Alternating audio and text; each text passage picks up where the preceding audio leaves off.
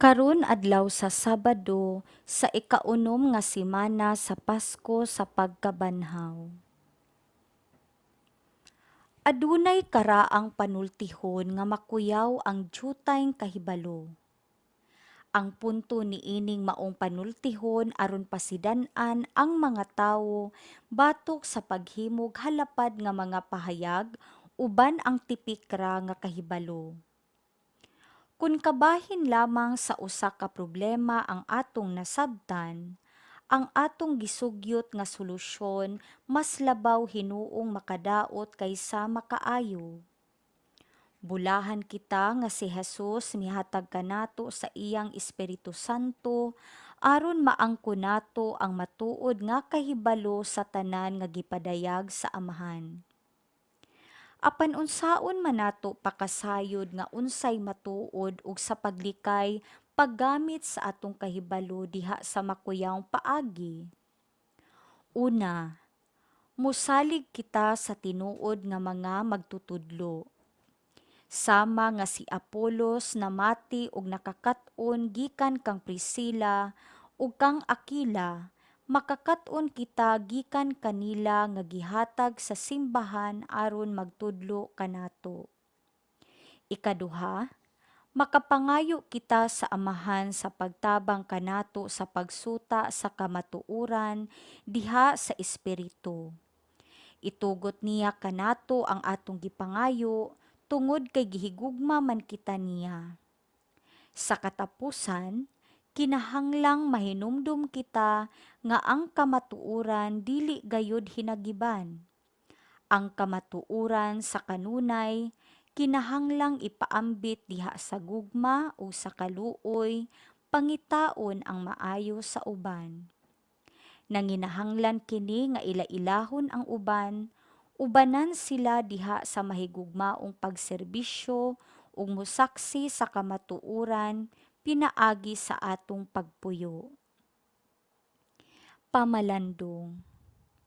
Misangpit ba ako sa Espiritu Santo, ang Espiritu sa kamatuuran, aron masayod ako sa unsay matuod ug maglikay sa paggamit sa akong kahibalo diha sa makuyawng paagi? Pagbasa gikan sa mga buhat sa mga apostoles. Wala madugay. Migikan si Pablo ug niagi sa kayutaan sa Galacia ug Frigia ug gidasig niya ang tanang mga magtutuo. May usa ka Hudiyo nga ginganlag Apolos taga Alejandria miadto sa Efeso. Maayo siyang musulti ug batid sa kasulatan.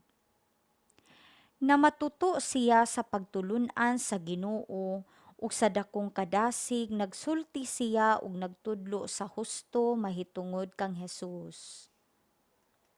Hinuon, ang bunyag lamang ni Juan ang iyang nahibaw-an. Misulti siya nga maisugon didto sa sinagoga.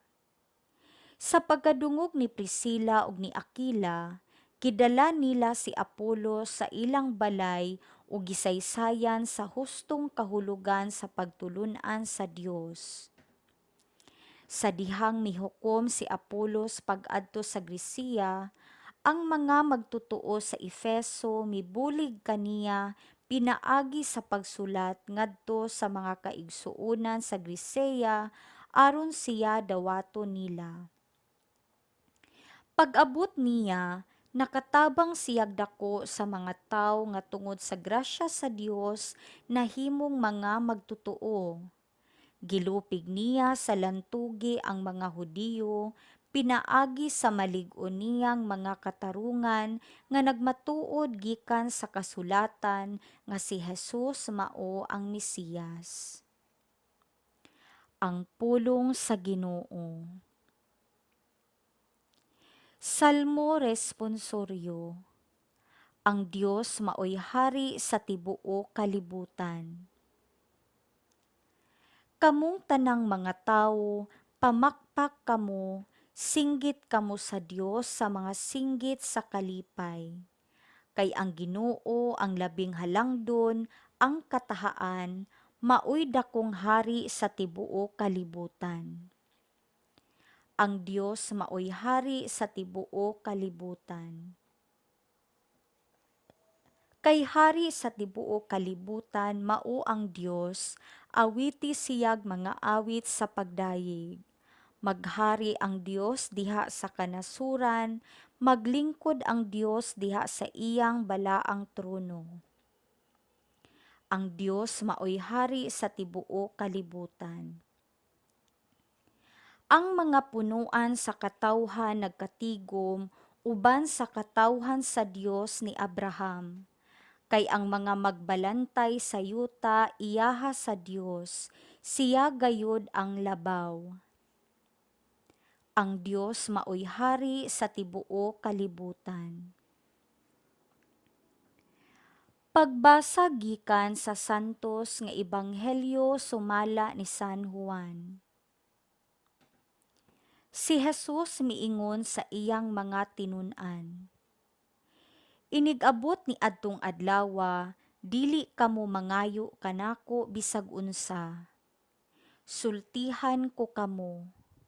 Ang amahan muhatag kaninyo bisag unsay inyong pangayoon kaniya sa ako ngalan.